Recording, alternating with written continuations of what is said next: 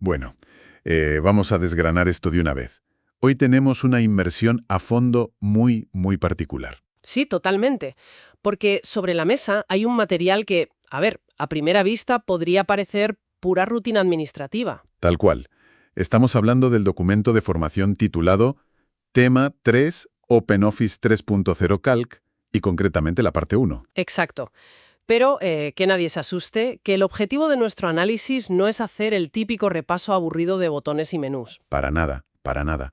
La misión aquí es extraer la filosofía de diseño que hay detrás de esta herramienta y, bueno, transformar esos conceptos que sonan tan técnicos en una brújula para dominar la información. Justo eso. Queremos buscar esos atajos, esas arquitecturas lógicas que permiten a cualquiera pasar de una sobrecarga masiva de datos a un control absoluto, trabajar más rápido y, sobre todo, más seguro. Y hay un punto de partida fundamental en el contexto de este material que creo que debemos aclarar desde ya. Sí, es importante. Porque, aunque el título menciona la versión 3.0, al adentrarse en los detalles técnicos del texto, se hace evidente que las capacidades que describen corresponden en realidad a la arquitectura de Apache OpenOffice 4.1.16. Y es una distinción clave. Claro, no es solo un cambio de número. Para nada. Trabajar en este entorno de software libre no es solo una cuestión de que sea gratuito, es un tema de transparencia y de seguridad. Esta versión incluye correcciones de vulnerabilidades muy específicas respecto a las antiguas. Claro, porque al final del día, una hoja de cálculo no es solo una cuadrícula, un lienzo donde hacer 4 sumas. ¿Qué va? A menudo es el lugar exacto donde residen los datos financieros más sensibles de una empresa. O de una economía personal, vamos. Esa premisa de seguridad y control me parece el hilo conductor perfecto. Así que, para quienes nos escuchan y ya están familiarizados con el manejo diario de estas herramientas, vamos a saltarnos lo obvio. Sí, todos sabemos ya lo que es una celda, una fila con su número, una columna con su letra. Eso es. Hoy vamos a diseccionar qué ocurre bajo el capó. Vamos a explorar, por ejemplo, por qué el motor interno trata las fechas de una forma totalmente contraintuitiva. O cómo el programa usa unas señales visuales súper silenciosas para advertirnos de errores inminentes. Y lo más interesante para mí, cómo aplicar una estrategia de diseño defensivo para blindar el trabajo y que nadie nos arruine horas de esfuerzo con un clic accidental. Pero empecemos por la arquitectura misma de los archivos. Vale, el formato nativo es el primer gran pilar aquí. El material insiste muchísimo en la necesidad de guardar siempre los proyectos con la extensión .ods. El famoso .ods, porque quienes trabajan cruzando datos con otras personas o con otros programas suelen tener la tentación constante de exportar a otros formatos. Y ese es el problema. Cada exportación actúa como un filtro, como una traducción. Al mantener el formato nativo, te garantizas que el motor matemático no sufra pérdidas de información ni te altere las fórmulas complejas. Es la única manera de asegurar que todo lo que has construido siga ahí intacto cuando vuelvas a abrir el documento mañana. Exactamente. Y, bueno, hablando de cómo ese motor matemático interpreta la información, hay un concepto sobre los tipos de datos que, de verdad, lo cambia todo. Ah, el momento ajá del documento. Sí. En la pantalla uno ve algo como, digamos, 28 de febrero de 2026. O una hora, las 15:30. Pero bajo la interfaz, el programa no ve texto, Ni calendarios. ni calendarios. Para el motor, las fechas y las horas son simples números enteros y fracciones. Fíjate, esto es una de las soluciones de ingeniería de software más elegantes que existen. Totalmente. El programa cuenta los días que han pasado desde una fecha base, así que un día concreto es un número entero. Por ejemplo, el 45.000. Y una hora del día es la fracción de ese número.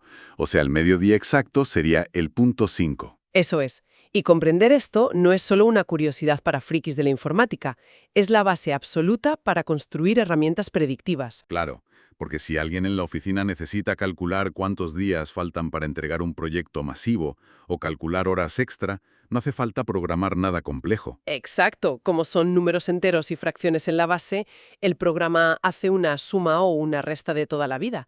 Si fueran cadenas de texto, cruzar datos de tiempo sería una pesadilla. Una tortura. Y esta dualidad, esta diferencia entre lo que vemos en pantalla y lo que el programa entiende realmente, nos lleva a esas señales visuales de advertencia de las que hablábamos. Calc tiene un comportamiento predeterminado que es, básicamente, una primera línea de defensa.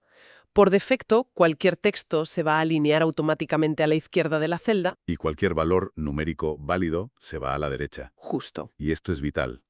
Imagina que importas datos en bruto de un extracto del banco. Si alguien teclea 25 y le pone el símbolo del euro a mano con el teclado, Y de repente ve que ese 25 se queda pegado al lado izquierdo de la celda. ojo con esto, es una alarma silenciosa. El sistema te está gritando que no sabe qué es eso, pero que para él es una palabra, no es una cantidad. Y si luego intentas meter esa celda en un modelo financiero para sumar, todo va a fallar en cascada. La disciplina aquí exige introducir solo el número puro para que se vaya a la derecha. Y ya luego, si quieres, le aplicas el formato visual de moneda con los botones. Y hablando de interpretación visual de errores, esto suele generar mucha confusión con otro clásico, el misterio de los asteriscos o las almohadillas. Madre mía, el clásico de ver la celda llena de almohadillas. Sí, metes una cifra millonaria o una fecha muy larga, le das a intro y ¡zas! Todo lleno de símbolos de almohadilla. La reacción humana instintiva es la frustración. Sí, asumes que el archivo se ha roto o que has liado alguna fórmula. Es casi un reflejo condicionado entrar en pánico y darle a deshacer. Pero en realidad el programa te está protegiendo. Esa fila de almohadillas es solo un aviso de que la columna es demasiado estrecha para enseñarte el número completo. Claro, imagina lo peligroso que sería si el programa decidiera mostrarte solo un 5000 porque no le cabe el resto de ceros, cuando el valor real es de 5 millones. Sería un desastre financiero. Simplemente ensanchas la columna desde arriba y el dato aparece intacto. Y para mantener esa seguridad a largo plazo, sobre todo cuando heredas archivos de otras personas, el experto subraya que la documentación es innegociable. Pero documentar sin ensuciar todo el lienzo es un arte. Aquí entra la función de insertar notas o comentarios. Te permite anclar una capa de metadatos invisible. Es ideal. Es como añadir notas a pie de página, pero dinámicas. Si hay un gasto rarísimo en marzo, dejas una nota diciendo que incluye facturas atrasadas. Y esa info solo sale en un cuadrito cuando pasas el ratón por encima del puntito rojo de la celda. El panel sigue limpio, el motor de cálculo no se entera y le salvas la vida a la persona que revise eso meses después. Cambiando un poco de tercio y yendo hacia la agilidad pura, el documento habla de moverse como un ninja por el programa.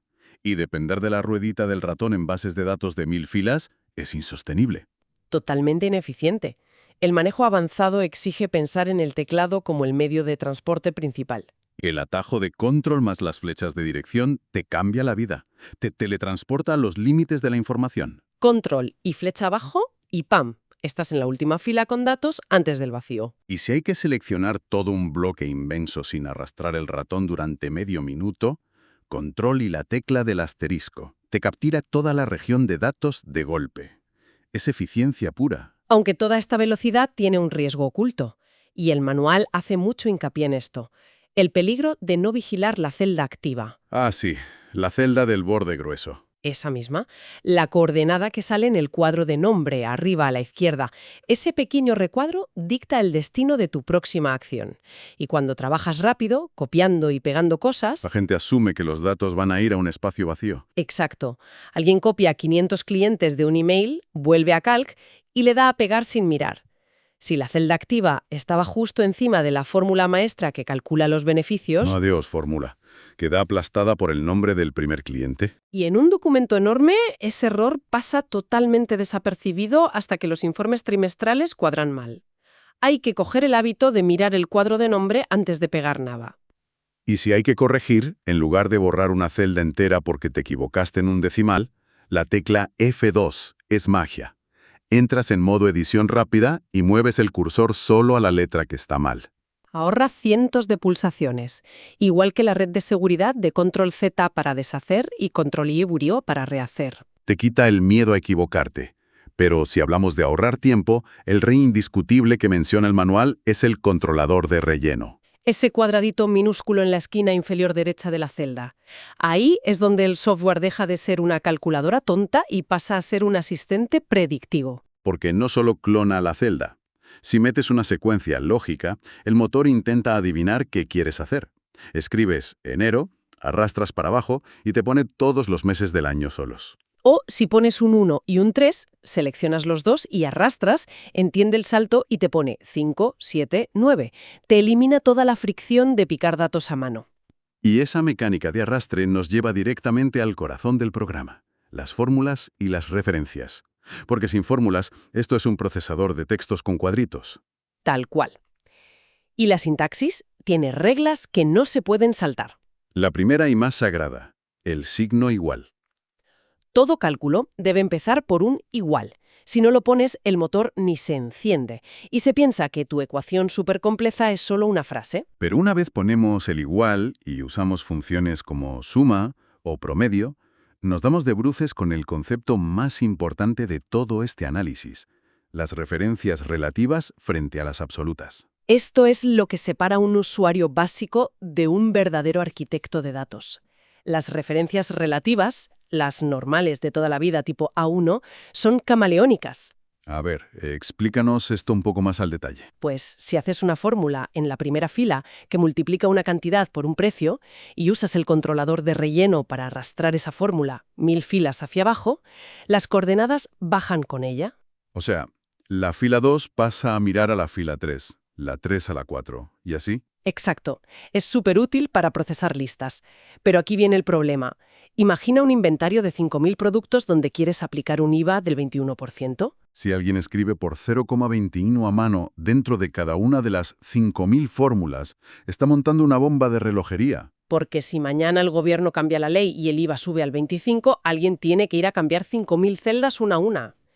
El riesgo de equivocarse es altísimo. Y ahí es donde entra la referencia absoluta, la salvación. La estrategia correcta que marca el manual es poner ese 21% en una sola celda, apartada arriba del todo. Como un panel de control. Y al hacer la fórmula del primer producto, señalas a esa celda maestra, pero le pones el signo de dólar delante de la letra de la columna y el número de la fila. Por ejemplo, $C, $1. Ese signo de dólar es un ancla. Al arrastrar la fórmula por los 5.000 productos, la parte del precio bajará libremente por cada fila, pero la parte del impuesto, la que tiene los dólares, se queda clavada. Todas las operaciones mirarán eternamente a esa celda C1. Si cambia la ley, cambias ese 21 por un 25 una sola vez. Y los 5.000 productos se recalculan en un milisegundo. 0 errores. Es una arquitectura brillante. Pero claro, para montar esto sin volverse loco, el experto recomienda un flujo de trabajo defensivo de 6 pasos. Sí, una metodología muy estricta. Primero, planteas los datos visualmente. Variables por un lado, constantes por otro. Segundo, escribes la fórmula solo en la primera celda. Tercero, la pruebas con números redondos, como dieces y cienes, para comprobar mentalmente o con calculadora que la lógica funciona. Cuarto, súper importante, identificas las constantes y les pones los signos de dólar. Quinto, ya puedes copiar la fórmula al resto de la tabla. Y sexto, documentas todos y la fórmula es muy marciana. Es aplicar el método científico a la administración pura y dura. Ahora bien, tener un motor matemático infalible no sirve de mucho si luego miras la pantalla y no entiendes nada. Claro, el formato visual, que no es solo poner colorines porque sí, es comunicación. Usando el atajo Control+1, abres el menú para limpiar la vista, quitar decimales que sobran, poner la moneda. Y el manual tiene un truco tremendo aquí con el pincel de formato. La típica brochita. ¡Oh! El doble clic del pincel. Esto es oro puro. Normalmente coges un formato, le das al pincel y pinchas en otro sitio para pegarlo. Pero si tienes que aplicar ese mismo diseño de alerta a 20 zonas distintas repartidas por toda la hoja... Repetir el proceso 20 veces es desesperante. El atajo es hacer un doble clic rápido sobre el icono del pincel. Y se queda bloqueado. El pincel se queda cargado indefinidamente. Vas haciendo clics por todo el lienzo digital, pintando zonas que no están juntas una tras otra. Y cuando acabas, le das a Escape y listo. Y esta lógica visual llega a su nivel máximo con el formato condicional, el famoso semáforo de datos. Las celdas cambian de aspecto ellas solas según el valor que tengan dentro. Imagina un equipo de 50 vendedores. En vez de buscar a ojo quien no llega a los objetivos, configuras unas reglas. Le dices al sistema que si la celda supera los 10.000 se ponga verde, si baja de 8.000 se ponga en rojo fuego. El archivo te habla directamente. Los problemas saltan a la vista antes de leer los números. Cambias el esfuerzo de tener que buscar por el simple esfuerzo de reaccionar.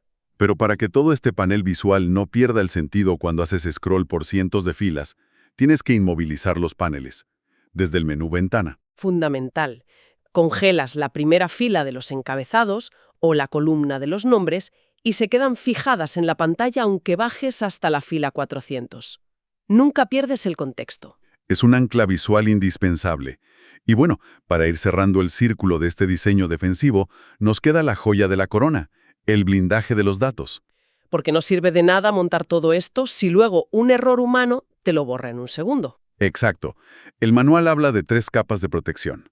La primera, la autorrecuperación. Entrar en herramientas y decirle que guarde una copia silenciosa cada 5 minutos. Te salva la vida si se va la luz.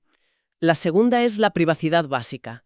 Guardar el archivo .ods poniéndole una contraseña cifrada desde el menú de guardar. Pero la tercera capa es una maravilla de flujo de trabajo colaborativo. Es la protección de celdas específicas. Imagina una plantilla de facturas que usan varios compañeros.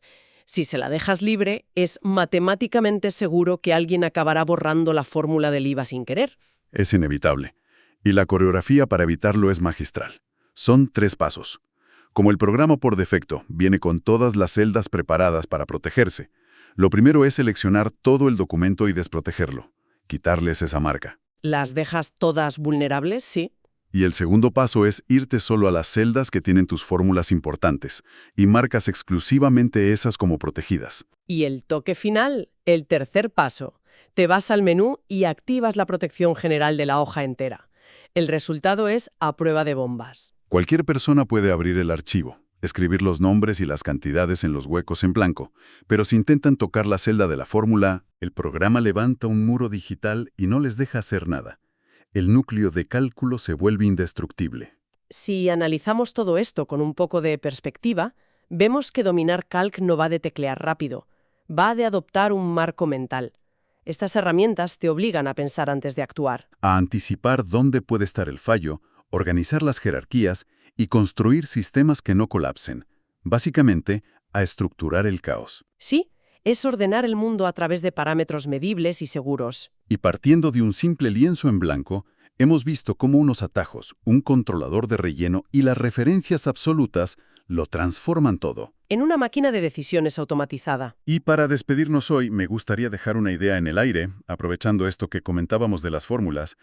Hemos visto que el diseño avanzado exige separar claramente qué elementos son variables, que cambian constantemente, y qué elementos son constantes absolutas, que anclamos con un signo de $. Las referencias absolutas, sí. Pues si aplicáramos esa misma mentalidad a las decisiones de nuestra vida diaria, ¿cuáles serían realmente nuestras variables fugaces? ¿Y cuáles esas constantes inamovibles, ancladas con fuerza, que deberían dictar nuestra fórmula personal? Una perspectiva interesante para dejar reposar. Muchísimas gracias por acompañarnos en esta inmersión a fondo. Nos vemos en el próximo análisis.